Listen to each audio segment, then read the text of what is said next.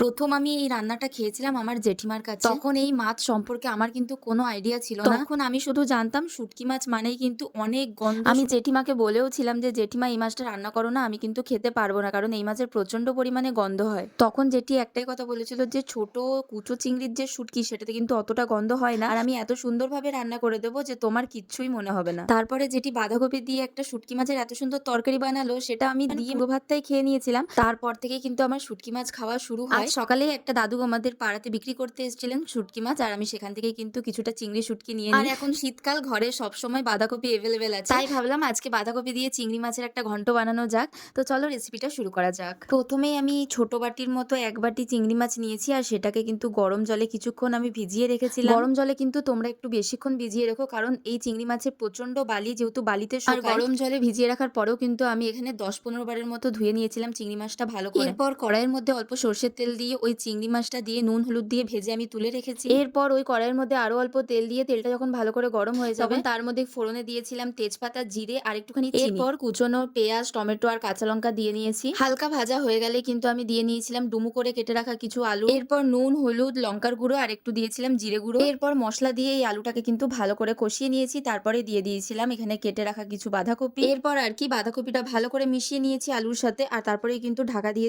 এটাকে রান্না করে নিতে হবে। এরপর ঢাকনা খুলে দেখি বাঁধাকপি থেকে জল ছাড়তে শুরু করে দিয়েছে, আর তারপরেই কিন্তু দিয়ে দিয়েছিলাম ভেজে রাখা চিংড়ি শুটকি। এরপর চিংড়ি শুটকি দিয়ে বাঁধাকপিটাকে ভালো করে নাড়িয়ে নিচ্ছিলাম, আর ঢাকা দিয়ে কিন্তু এটাকে রান্না করতে হবে। আর তারপরে একটুখানি ছড়িয়ে দিয়েছিলাম গরম মশলার গুঁড়ো, আর দিয়েছিলাম অল্প পরিমাণে কিছু ধনেপাতা। আর জানো তো এই ধনেপাতাগুলো কিন্তু আমাদের গাছে, তাই ছোট ছোট হয়েছিল, তাই গোটা গোটাই দিয়ে দিয়েছি। ব্যাস, আমাদের রান্না কিন্তু প্রায় কমপ্লিট হয়েই গেছে, কারণ আর কিচ্ছু দিতে হবে না।